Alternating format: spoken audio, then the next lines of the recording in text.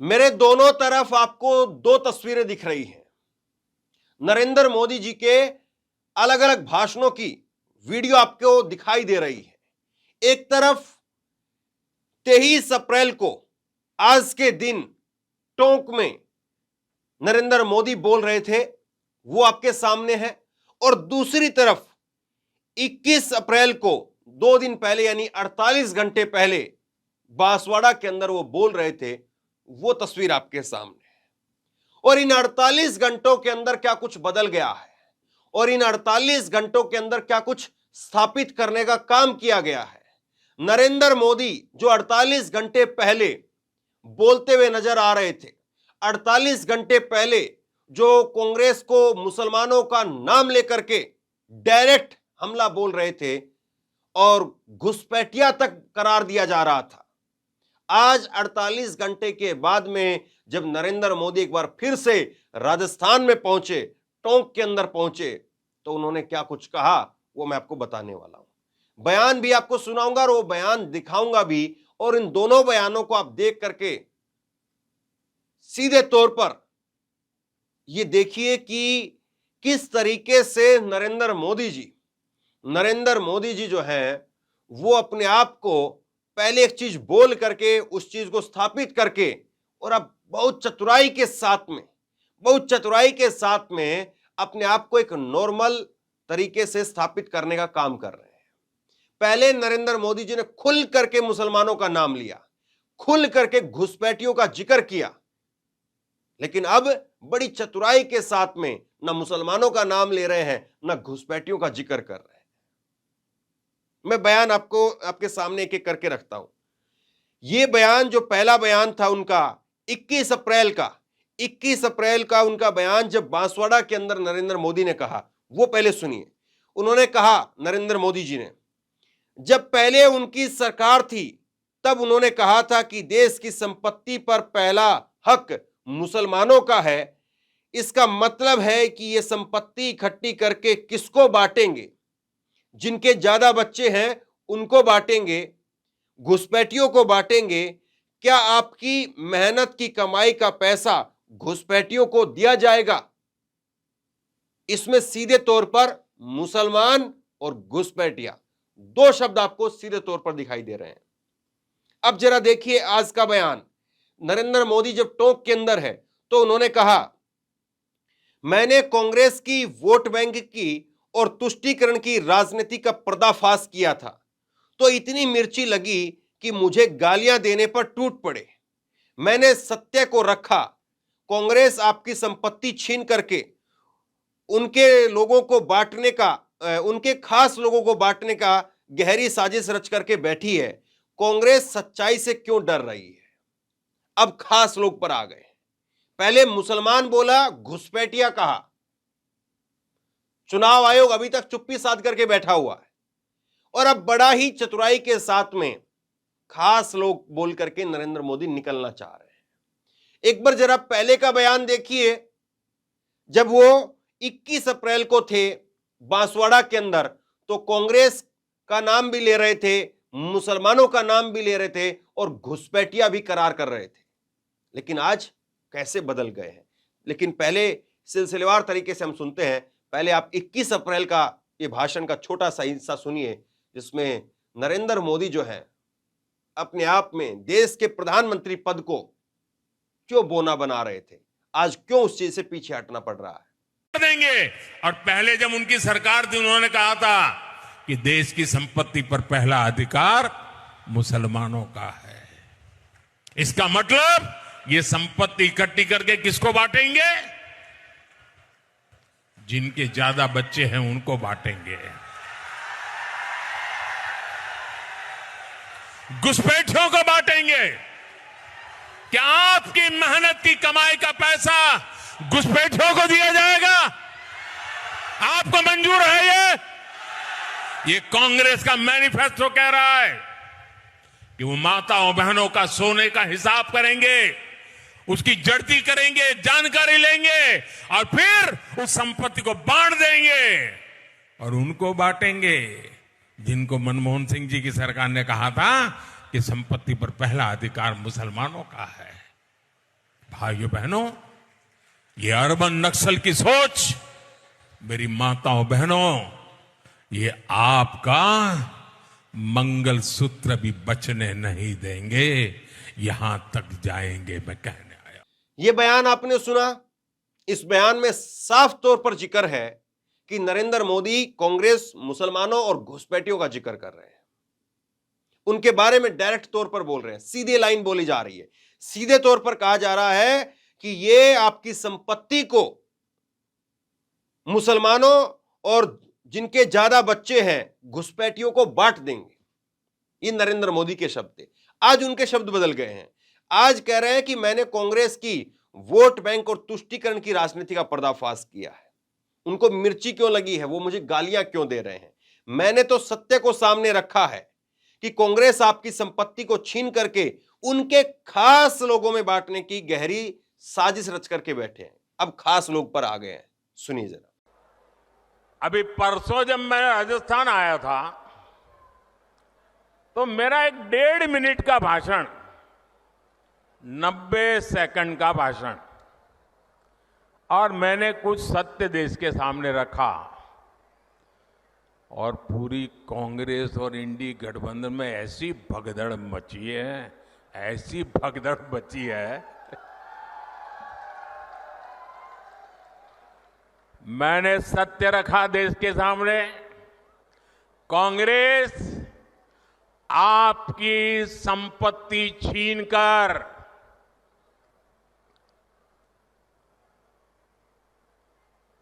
उनके खास लोगों को बांटने की गहरी साजिश रचकर बैठी है। 2-3 दिन पहले मैंने कांग्रेस की इस वोट बैंक की राजनीति, तुष्टीकरण की राजनीति का पर्दाफाश किया था। इससे कांग्रेस और उसको सिस्टम में उनको इतनी मिर्ची लगी है, इतनी मिर्ची लगी है कि वो हर तरफ गालियां देने में टूट पड़े। जो आए वो मोदी को गाली दे रहा है।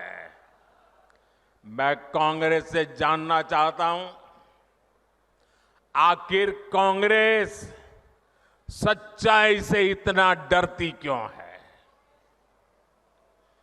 कांग्रेस क्यों अपने नीतियों को ऐसे छिपाने में लगी है? जब आपने नीति बनाई है, निर्णय लिया है, तो अब जब मोदी जी ने खुल करके राज रख दिया, आपका हिडन एजेंडा बाहर आ गया, तो अब कांप रहे हो? अरे हिम्मत है तो स्वीकार करो, हम आपसे मुकाबला करने के लिए तैयार हैं। सबसे बड़ा सवाल यह है, सीधा सा सवाल यह है कि नरेंद्र मोदी जी को आखिरकार कौन ये स्क्रिप्ट लिख करके दे रहा है? कौन ये स्क्रिप्ट लिख करके दे रहा है? और कौन जो है वो नरेंद्र मोदी जी को चाहता है कि मुसलमानों का नाम लेकर के, घुसपैठियों का नाम लेकर के आप पहले प्लान बनाइए और माहौल तैयार कीजिए, और फिर उसके बाद जब माहौल तैयार हो जाए, जब लोगों तक वो बात पहुंच जाए, आपका मीडिया है, आप चलवाते रहिए उस चीज को, और फिर उसके बाद में बड़ी चतुराई के साथ में अपने आप को पीछे कर लीजिए और बहुत उजला करके जो है अपने आप को बहुत पाक साफ साबित करके दिखा दीजिए कि नहीं, नरेंद्र मोदी तो ऐसी बात कह ही नहीं सकते हैं। लेकिन अब चीजें पीछे छोड़ने वाली नहीं है। अब वो पुराना वक्त नहीं है कि आप कुछ भी कह देंगे और निकल जाएंगे। अब एक एक चीज सोशल मीडिया है जिसके जरिए लोगों तक पहुंच रही है और लोग उसको रिकॉर्ड करके रखेंगे। और इसीलिए मैंने आपको पुराना भाषण सुनवाया है, इसीलिए आपको मैंने पुराने भाषण के वो शब्द रिपीट करके दिखाए हैं, ताकि आप आज नरेंद्र मोदी जो बात कह रहे हैं उसको आप समझ पाएं कि कैसे जो है वो नरेंद्र मोदी जी यहां अपने आप को बड़ी चतुराई के साथ में बदलने का काम कर रहे हैं। लेकिन क्या वाकई बदल पाएंगे? बड़ा सवाल यह है। और अब सबसे बड़ी बात यह है कि सवाल तो मीडिया को सत्ता से यह पूछना चाहिए था, नरेंद्र मोदी से पूछना चाहिए था कि जो वो सबका साथ, सबका विकास, सबका विश्वास, सबका प्रयास, इतना लंबा चौड़ा जो है वो भाषण वो एक नारा देते हैं, लेकिन दूसरी तरफ अपने ही देश के लोगों को अगर घुसपैठिया कहा जाए, और अगर घुसपैठिए हैं इस देश में नरेंद्र मोदी जी के रहते हुए, तो फिर नरेंद्र मोदी जी क्या कर रहे हैं? और फिर अभी भी जो है इस चीज को नरेंद्र मोदी जी ने जो भाषण दिया है, मीडिया उस चीज पर नरेंद्र मोदी को एक्सपोज करे, इसकी बजाय उनके महिमा मंडन पर और मोदी जी का इसको मास्टर स्ट्रोक साबित करने पर तुली हुई है। कुछ जो है वो स्क्रीनशॉट में आपको दिखाता हूं, ये आप देखिए कि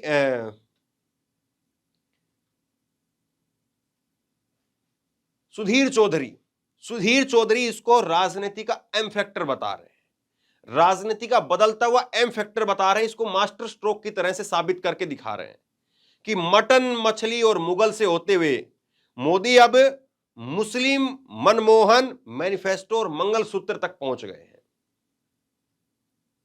यह मास्टर स्ट्रोक की तरीके से नरेंद्र मोदी का दिखाया जा रहा है, बताया जा रहा है कि देखिए राजनीति का यह एम फैक्टर कैसे बदला है और ये एम फैक्टर मोदी जी के लिए कितना जबरदस्त तरीके से काम कर रहा है। मोदी का एम फैक्टर है ये, मोदी का मास्टर स्ट्रोक है ये बताया जा रहा है। ऐसे एम फैक्टर को और ऐसे मास्टर स्ट्रोक को अगर मोदी जी अपने घर में ही रखें तो शायद इस देश का बहुत भला हो जाएगा, क्योंकि ऐसे एम फैक्टर से लोगों के अंदर खाई बढ़ती है साहब।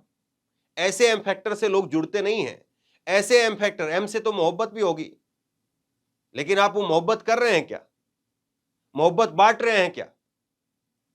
यहां तो मुस्लिम, मटन, मछली, मंगलसूत्र, यहां पर कहानियां चल रही है साहब। महंगाई भी तो है एम से। आपने एम फैक्टर में महंगाई का जिक्र नहीं किया। अगर आपकी पत्रकारिता निष्पक्ष होती तो आप एम फैक्टर का जिक्र करते हुए कहते कि महंगाई है। मोदी का जो मंगलसूत्र का जो बयान है, या मोदी का जो मुस्लिम का जो बयान है, या मोदी का जो मटन वाला जो एम फैक्टर है, उसकी काट है महंगाई। कि लोगों के सामने आज इतनी जबरदस्त तरीके से महंगाई मुंह बाए खड़ी है, महंगाई लोगों के सामने खड़ी है कि लोग अब सांस तक लेना लोगों का मुश्किल हो गया है। तो इस एम फैक्टर की बात कौन करेगा? इस एम फैक्टर का जिक्र कौन करेगा? सवाल यह है। और इस एम फैक्टर का आप जिक्र नहीं करेंगे तो क्या यह एम फैक्टर लोगों तक नहीं पहुंचेगा? आप बहुत बड़ी गलतफहमी में हैं। यह एम फैक्टर लोगों तक पहुंचेगा, हर हाल में पहुंचेगा। ये जो महंगाई वाला एम फैक्टर है वो लोगों तक पहुंचेगा। लेकिन अब मोदी सरकार कुछ और कर रही है। अब राहुल गांधी की कुछ वीडियो को तोड़ मरोड़ करके पेश किया जा रहा है। अब राहुल गांधी की एक वीडियो है जिसमें राहुल गांधी कह रहे हैं कि हम देश का एक्सरे कर देंगे। हम सरकार में आते ही सबसे पहला काम यह करेंगे कि देश का एक्सरे करेंगे, और देश में एक्सरे करके पता चलेगा कि देश में कहां पर कितनी गरीबी है, कहां कितनी अमीरी है। देश में 22 लोगों के पास में उतना धन है जितना देश के सारे लोगों के पास में धन है। तो अमीरी और गरीबी का क्यों नहीं लोगों के सामने जो है वो डाटा रखा जाए? क्यों नहीं ये बताया जाए कि कुछ ही धन्ना सेठ हैं जिनके पास में सारा पैसा है और बाकी की जो जनता है वो 2 वक्त की रोटी के जुगाड़ में मरी जा रही है? क्यों नहीं इस बात को जो है लोगों के सामने रखा जाए, और क्यों नहीं इस पर चर्चा हो? सवाल ये है। लेकिन अब राहुल गांधी की वीडियो को तोड़ मरोड़ करके पेश किया जा रहा है। एक बार जरा राहुल की वीडियो पूरा देखिए, जिस बयान को तोड़ मरोड़ करके जो है दिखाया गया है। देश का एक्सरे कर देंगे, दूध का दूध, पानी का पानी हो जाएगा। భారతదేశం ఒక ఎక్స్రే తీసి ఏది నిజమో అది బయటపడాలని మేము కోరుకుంటున్నాము। पिछड़े वर्ग को, दलितों को, आदिवासियों को, गरीब जनरल कास्ट के लोगों को, माइनॉरिटीज को पता लग जाएगा कि इस देश में उनकी भागीदारी कितनी है। देश का एक्सरे कर देंगे, दूध का दूध, पानी का पानी हो जाएगा। माइनॉरिटीज को पता लग जाएगा कि इस देश में उनकी भागीदारी कितनी है। अब जिनके हाथ में यह काम होता है लोकतंत्र में, जो लोकतंत्र का अपने आप को चौथा स्तंभ कहते हैं मीडिया, वो लोग ये काम नहीं कर रहे हैं। वो बता रहे हैं, देखिए सुधीर चौधरी का एक और स्क्रीनशॉट आपको दिखाता हूं। वो बता रहे हैं कि पीएम मोदी ने क्यों दिया ऐसा बयान कि मनमोहन, मंगलसूत्र और मैनिफेस्टो, इसको इमोशनल मुद्दा कैसे बना दिया। वो बता रहे हैं इसके अंदर, इस वीडियो में सुधीर चौधरी, कि मंगलसूत्र लोगों का बहुत ही इमोशनल मुद्दा है। कोई भी भारतीय नारी सब कुछ बेच सकती है लेकिन अपना मंगलसूत्र नहीं बेचेगी। कल मैंने आपको विस्तार से बताया था, जब जब देश के ऊपर विपत्ति आती है तो इस देश की माताओं ने, बहनों ने अपने मंगलसूत्र तक त्याग दिए हैं। सुधीर चौधरी जैसे लोगों को इस देश की माताओं बहनों पर शक है, मुझे नहीं है। मुझे नहीं है, क्योंकि मुझे लगता है कि इस देश की माताओं बहनों के लिए उनके मंगलसूत्र से कहीं ज्यादा कीमती है ये देश। और अगर इस देश में लोकतंत्र के अंदर अगर वाकई चीरहरण होगा लोकतंत्र का, तो माताएं बहनें एक बार फिर से अपना मंगलसूत्र भी त्याग सकती है। वो इस देश का चीरहरण होते हुए नहीं देख सकती हैं, इस देश के लोकतंत्र का चीरहरण होते हुए नहीं देख सकती हैं। और ना ही अगर कोई प्रोपेगेंडा मीडिया आकर के उनको इमोशनल करने का काम करेगा मंगलसूत्र के नाम पर, तो वो उसके जाल में फंसने वाली है। क्योंकि वही महिलाएं जिनको आप मंगलसूत्र की याद दिला रहे हैं, वही महिलाओं का जिंदगी का सबसे बड़ा हिस्सा, ज्यादातर महिलाओं का रसोई के अंदर बीतता है, बाजार में बीतता है, खरीदारी करने में। और उनकी हालत खराब हो जाती है जब पैसा निकालते और पैसा फुर्र चला जाता है और पैसा जेब में बचता नहीं है। वही महिलाएं मन महसूस करके अपने बच्चों को जो है वो ध्यान हटा करके, अपने बच्चों की आंखों के ऊपर हाथ रख करके, जो दुकान पर जो सामान रखा हुआ है जिसको वो नहीं दिलवा सकती हैं, उससे जो है वो उनको, अपने बच्चों को बहला फुसला करके आगे ले जाती हैं। वही महिलाएं जब वो 50 रुपए की आइसक्रीम, 20 रुपए की आइसक्रीम खिलाना चाहती हैं और वो भी नहीं खिला पाती हैं, जब वो 10 रुपए की आइसक्रीम उनको खिला करके और खुद अपने आप से अपना ही घूंट पी करके वापसी आ जाती है, तो वो महिलाएं समझ रही हैं कि इस बार एम फैक्टर वो मंगलसूत्र है, एम फैक्टर वो मोदी है, एम फैक्टर वो मुसलमान है, या एम फैक्टर इस बार महंगाई है। वो महिलाएं समझ रही है। और मुझे लगता है कि इस देश की वो बहादुर महिलाएं वो जरूर जवाब देंगी, क्योंकि लोकतंत्र बचाने की जिम्मेदारी इस देश में हर नागरिक की है। और अगर ऐसे में महिलाओं को आगे करके अगर कोई कार्ड चला जा रहा है, महिलाओं को आगे करके अगर कोई इमोशनल तरीके से कोई मुद्दा बना करके उसको भुनाने की कोशिश हो रही है, तो महिलाएं अपनी जिम्मेदारी बखूबी से समझती हैं और उसका जवाब भी देंगी। आप लोग इस वीडियो को जरूर शेयर करेंगे, ये मैं उम्मीद करता हूं, क्योंकि सिलसिलेवार तरीके से पूरी कहानी मैंने आपको समझाने की कोशिश की है और मुझे लगता है कि आपको जरूर समझ में आया होगा कि क्या सही है, क्या हो रहा है और क्या होना चाहिए। तो आप लोगों तक जरूर पहुंचाएंगे अपना 5-10 मिनट का कीमती वक्त निकाल करके, ये मैं उम्मीद करता हूं।